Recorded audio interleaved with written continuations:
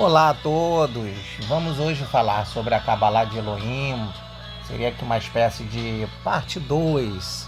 A gente já abordou a Cabalá de Elohim, mas o conceito da palavra, cabalisticamente falando, integrando com uma série de escolas filosófico-religiosas, vertentes espiritualistas.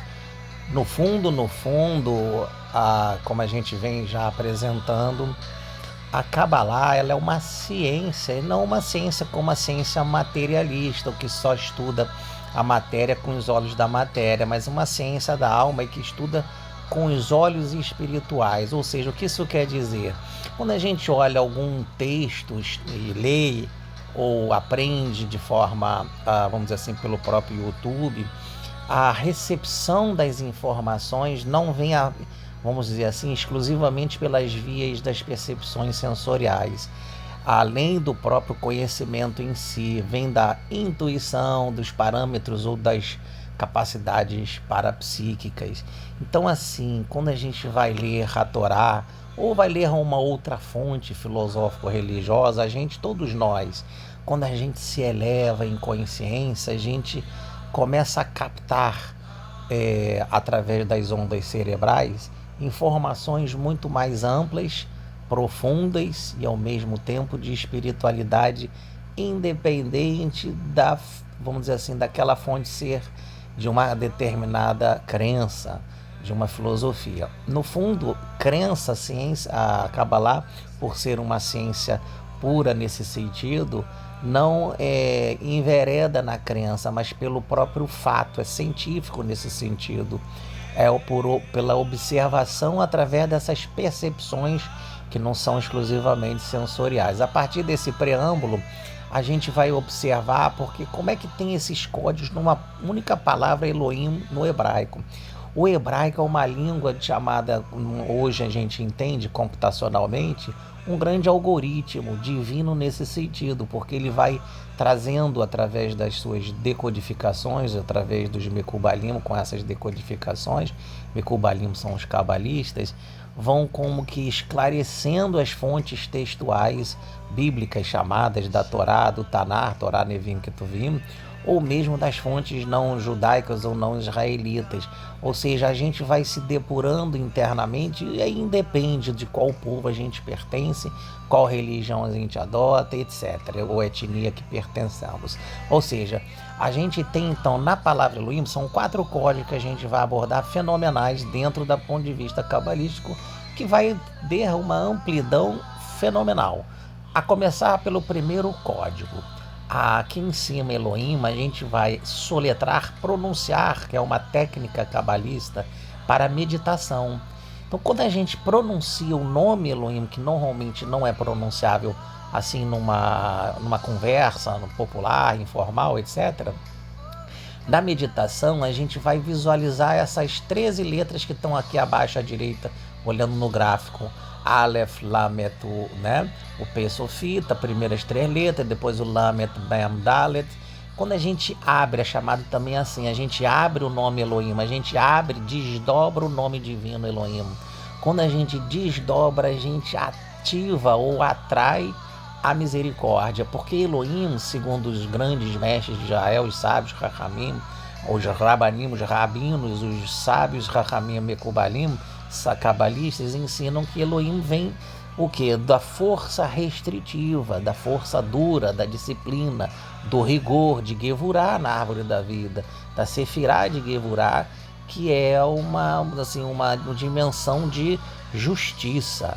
No entanto, quando a gente faz nesse primeiro código revelador da Kabbalah, a gente desdobra, ele vai virar o número 13, que na Kabbalah não tem nada de azar, muito pelo contrário, é o número da sorte e da excelente sorte. Na verdade, não é nem sorte, é da misericórdia, ligada aos 13 atributos da misericórdia, do qual Moshe Rabbeinu, Moisés, o nosso mestre, aprendeu quando subiu no Har Sinai, que também é um código. Ele se eleva e aprende, no sentido, numa palavra mais simples, a gente vai aprender a perdoar as ofensas, a perdoar os inimigos, a perdoar aquele que nos fez mal e a nos perdoarmos também dos nossos atos, mas não compactuando com os atos passados que fizemos, nem com os atos desvirtuados dos outros em relação, seja a nós ou qualquer outro ser na humanidade.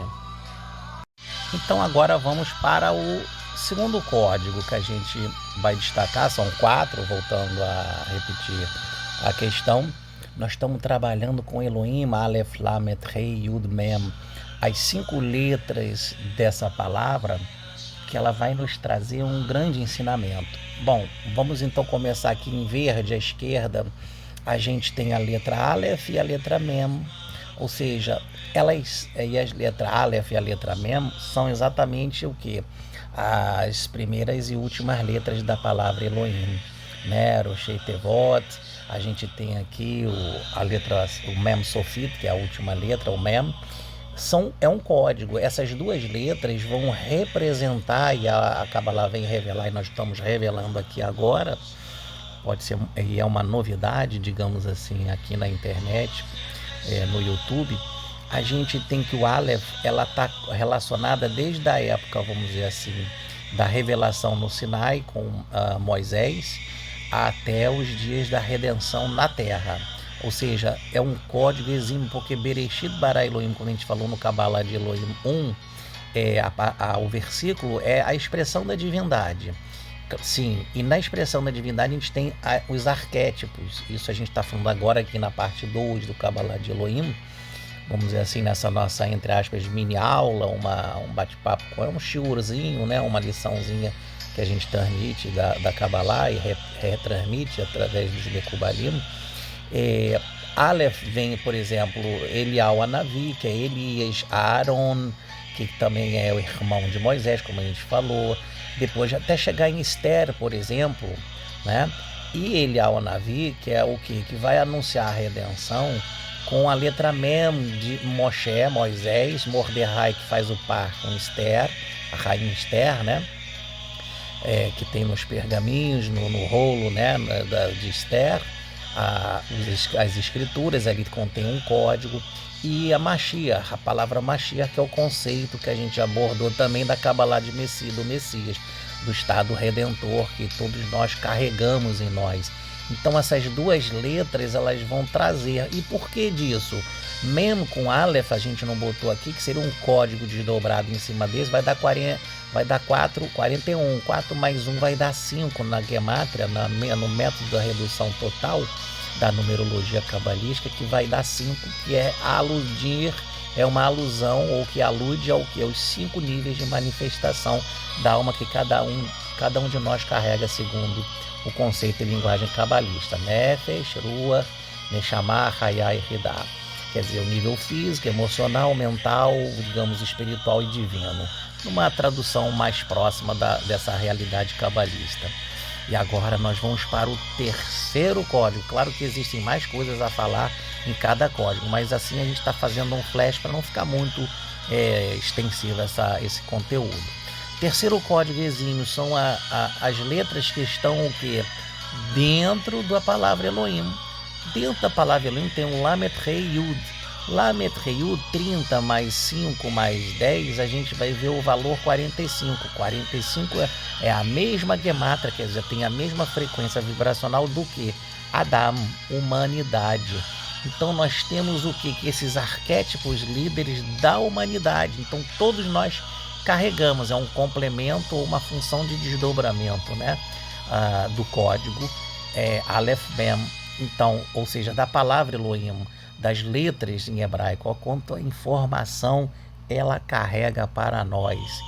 Agora, para finalizar, e a mais bela de todas, no nosso ponto de vista particular aqui, é que Aleph Mem Im, da palavra mãe.